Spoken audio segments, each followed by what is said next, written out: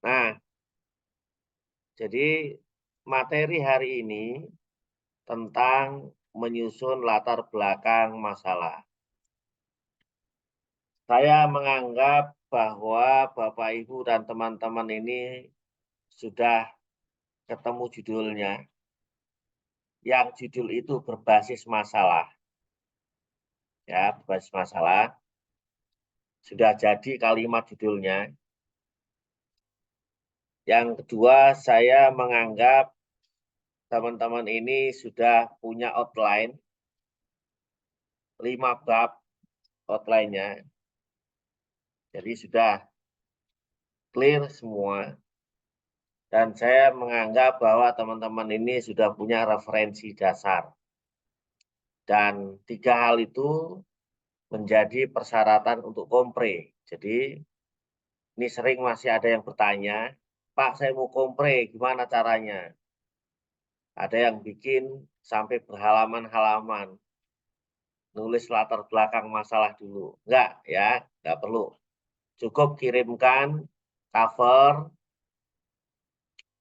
1 halaman, kemudian outline 5 bab, bab 1 dan turunannya, bab 2 dan turunannya, bab 3 dan turunannya, bab 4 dan turunannya, bab 5 dan turunannya. Kemudian daftar pustaka minimal 40 yang terkait dengan tulisan-tulisan yang diangkat dan juga berkaitan dengan kekhasan PTIQ, keilmuan Al-Quran ya. Boleh berupa jurnal atau buku. Oke, clear itu ya. Untuk syarat kompre, kemudian kirimkan ke email ahmadsunhaji@ptik.ac.id. Itu untuk kompre. Sekarang, Bapak, Ibu, dan teman-teman sekalian, kita membahas bagaimana cara menyusun latar belakang masalah. Jadi kalau Bapak, Ibu yang sudah punya buku panduan, nah itu di bab 1, kalau nanti menjadi tesis, atau ketika Bapak Ibu mau menyusun proposal, maka yang pertama kali disusun adalah latar belakang masalah. Saya menulisnya begitu ya, latar belakang masalah. Kalau hurufnya menggunakan A kapital, karena itu bagian dari bab, kalau di tesis nanti bagian dari bab 1, atau kalau misalnya di proposal itu bagian awal itu menggunakan huruf A kapital, titik, kemudian judulnya latar belakang masalah. Bukan latar belakang. Ya, kalau yang hanya menulis latar belakang berarti kurang lengkap. Subjudulnya latar belakang masalah. Karena kalau latar belakang banyak ya, ada latar belakang rumah mertua. Nah, yang nyari ini latar bagaimana luas tuh latar belakang rumah mertuanya nyari. Ya, ada latar belakang pendidikan, macam-macam. Nah, ini latar belakang masalah. Nah, cara menulisnya di awal kata yang bukan kata sambung itu menggunakan huruf kapital. Latar belakang masalah. Nah, Bapak, Ibu, dan teman-teman sekalian, namanya juga latar belakang masalah penelitian ya. Jadi, nih, perhatikan. Yang disebut latar belakang masalah untuk penelitian, untuk tesis itu, adalah kondisi yang terjadi sebelum penelitian dilakukan dan mendorong peneliti untuk melakukan penelitian. Ya. Jadi yang disebut latar belakang masalah itu adalah kondisi yang terjadi Ya, kondisi yang terjadi sebelum penelitian dilakukan, hal yang membuat yang sebelum terjadi tadi mendorong peneliti untuk melakukan penelitian. Apa sih yang masalah-masalah yang muncul yang mendorong peneliti untuk melakukan penelitian itu apa saja? Itu yang ditulis.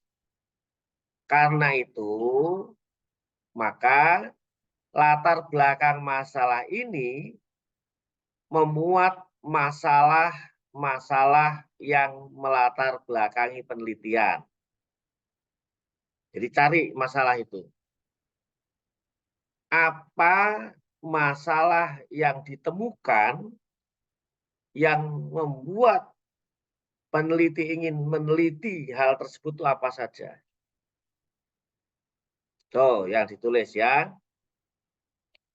Kemudian masalah itu bukan hanya sekedar bermula pada sensitivitas peneliti terhadap fenomena sosial. Jangan begini. Misalnya mau meneliti satu sekolah, satu lembaga pendidikan.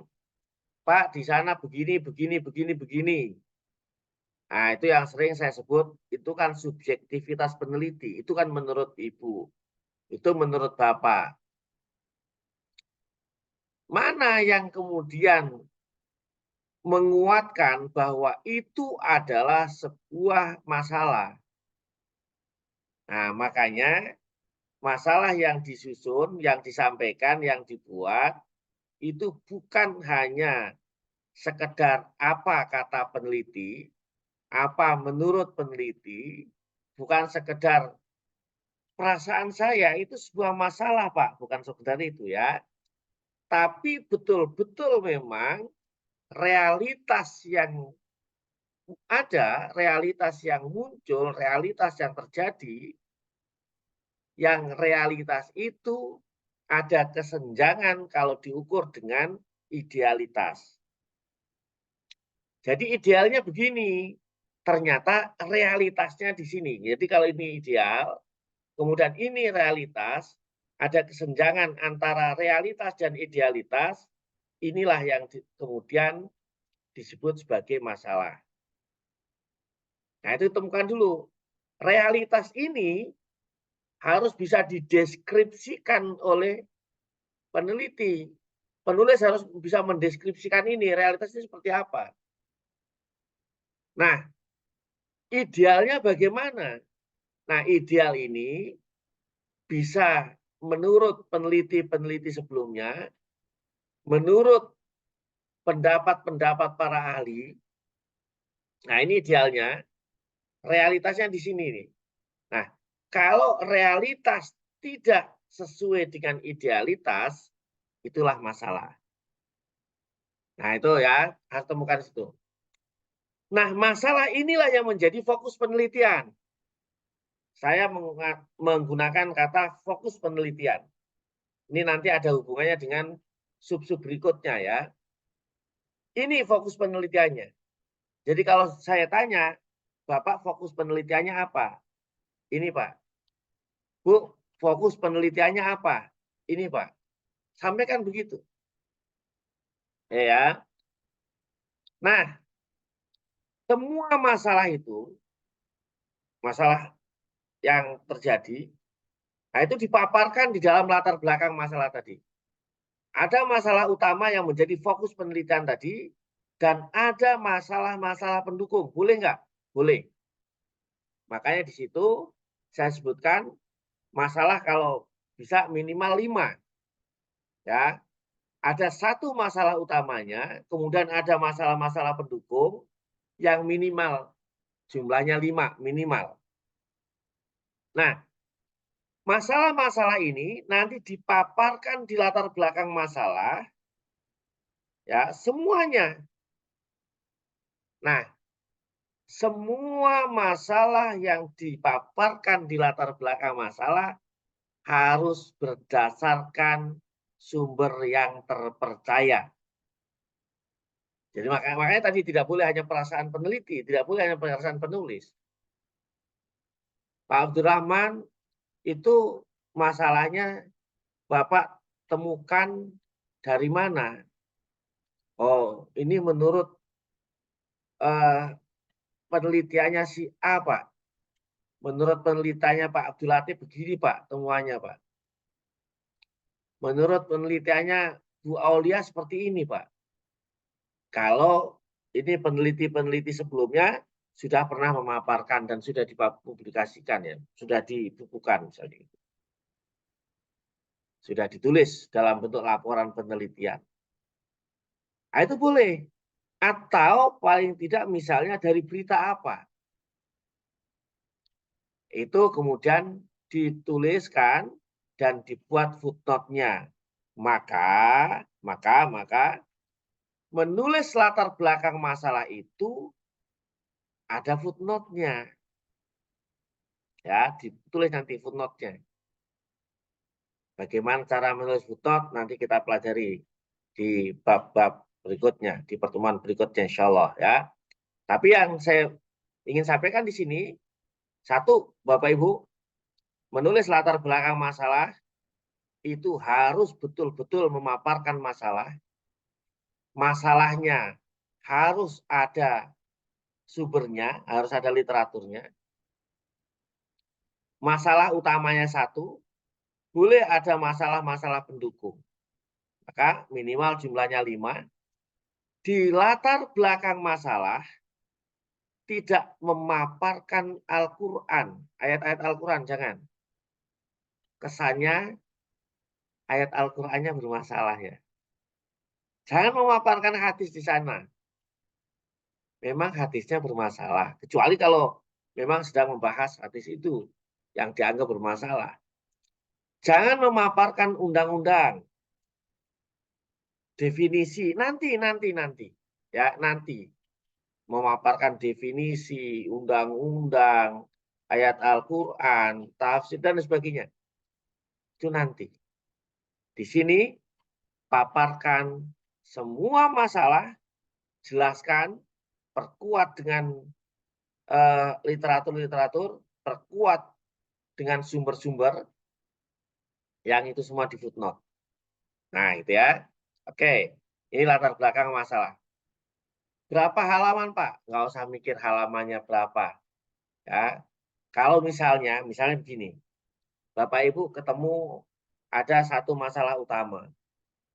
Masalah utama ini punya sumber, ada dibahas di jurnal A, jurnal B, jurnal C. Ya, misalnya ada 3 atau 4 jurnal. Kalau masing-masing di jurnal itu Bapak Ibu bisa menuangkan dalam sepertiga halaman misalnya, itu sudah 1 halaman kalau 3 jurnal. Nah, itu baru satu masalah utama. Kalau ada 5 masalah, berarti sudah 5 halaman untuk latar belakang masalah. Nah, begitu caranya ya. Nah, semua masalah yang tertuang dalam latar belakang masalah, jadi latar belakang masalah itu, semua masalah itu, yang sudah dipaparkan semua, nanti dipaparkan ulang di bagian sub bab tentang identifikasi masalah. Maka Bapak Ibu kalau membuat proposal itu A, latar belakang masalah, B, identifikasi masalah. Nah, identifikasi masalah ini nanti ditulis dalam bentuk kalimat pernyataan ya, bukan kalimat pertanyaan. Identifikasi masalah itu kalimatnya kalimat pernyataan, 5 minimal. Nah, dipaparkan ya. Cara menulisnya nanti kan B, identifikasi masalah. Jadi kira-kira kalau misalnya berdasarkan latar belakang masalah yang telah dipaparkan di atas, maka masalah-masalah terkait dengan apa judulnya itu dapat diidentifikasi sebagai berikut. 1 apa, 2 apa, 3 apa gitu, 4 apa, 5 apa. Kira-kira begitu. Nah, Cara menulis yang mudah, ini saya kasih tahu tipsnya. Ini kalau nggak temen nggak dikasih tahu nih, karena temen kasih tahu lah. Ya, ini disampaikan rahasianya, Pak Septian. Rahasia menulis bagaimana yang mudah. Yang mudah begini, kalau Bapak Ibu sudah ketemu judulnya apa sudah pasti. Cari masalahnya, bikin kalimat-kalimat yang nanti akan disusun di dalam identifikasi masalah. 1, 2, 3, 4, 5, minimal 5. Nah, ketemu. Setiap kalimat yang tertuang dalam identifikasi masalah, cari jurnalnya, cari beritanya, cari sumbernya. Minimal 3 sampai 4 lah. Ya. Misalnya apa? Oke, misalnya ini. Apa kemarin Bu Anies bahas apa itu ya? Misalnya Bu Anies kemarin bahas apa Bu Anies? Atau Bu Dahlia? Tentang pengelolaan itu, Ustaz. Anies saja. Apa Bu? Bu Anies suaranya tidak terdengar Bu Anies. Cek, terdengar, Ustaz? Ya, ya. Maaf, ini jaringannya buruk sekali, Ustaz. Saya kemarin pengelolaan program pendidikan karakter santri kitab dalam menjaga mutu pendidikan. Oke, misalnya temanya tentang mutu pendidikan Ya, atau mutu pembelajaran ya. Ya. Mutu pembelajaran rendah, misalnya gitu ya. Nah, mutu pembelajaran rendah. Oke, misalnya begini. Nah, ini sebentar. Misalnya, saya tulis nih. Misalnya problemnya adalah mutu pembelajaran rendah. Cari ya satu, misalnya tadi ya. Oke, satu mutu pembelajaran di pesantren. Nah, cenderung rendah. Misalnya dua, di samping mutu pembelajaran yang rendah itu misalnya apa? Misalnya apa lagi? Yang kira-kira terkait dengan mutu pembelajaran.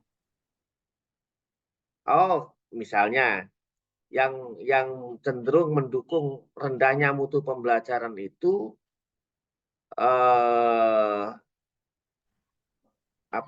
disiplin ya. Bisa, Pak. Disiplin belajar di kelas. Disiplin belajar di kelas pesantren juga rendah misalnya. Atau terkait dengan mutu pembelajaran itu nanti misalnya tingkat kehadiran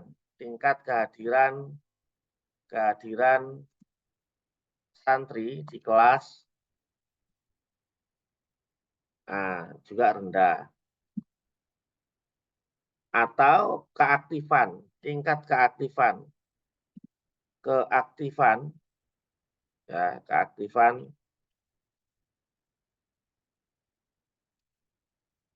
santri dalam merespon atau mengikuti merespon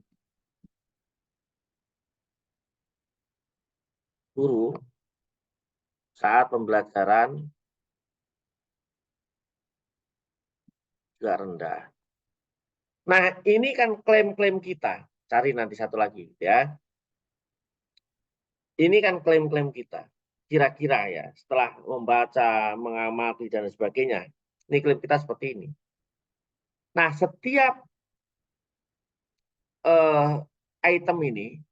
setiap item ini nanti caranya Misalnya ini cari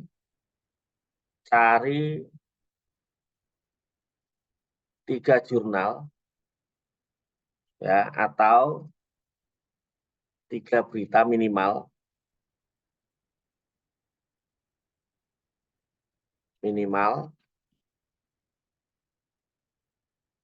yang mendukung pernyataan bahwa mutu pembelajaran di pesantren, ya, ini pesantren secara umum ya, di mana saja boleh, itu rendah. Oh, cara gitu ya. Yang ini saya, oke, setelah ketemu langkah berikutnya, nah itu langkah berikutnya. Jadi ini sudah ketemu 3 jurnal atau 4 jurnal atau berapa lah sudah ketemu. Nah, tuangkan data atau berita tersebut, ya, boleh dengan kalimat tidak langsung ya, boleh juga dengan kalimat langsung di paparannya itu. Nah, tuangkan data atau berita tersebut di, nah tadi ya, latar belakang masalah, ya, di latar belakang masalah.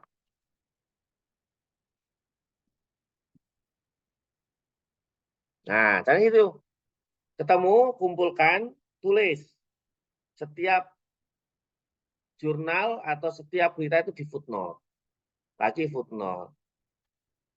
Nah, kalau ya setiap item ini 3 jurnal atau 4 jurnal, itu kan sudah terpapar tuh.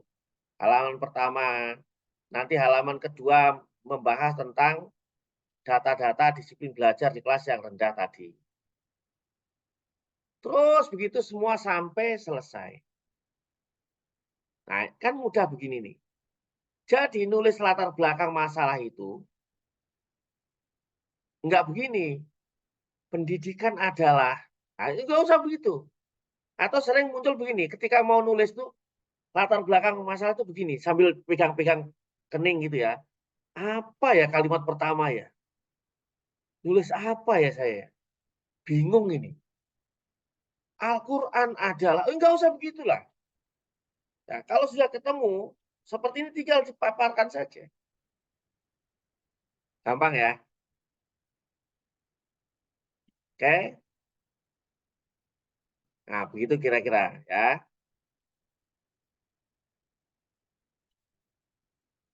Ada pertanyaan?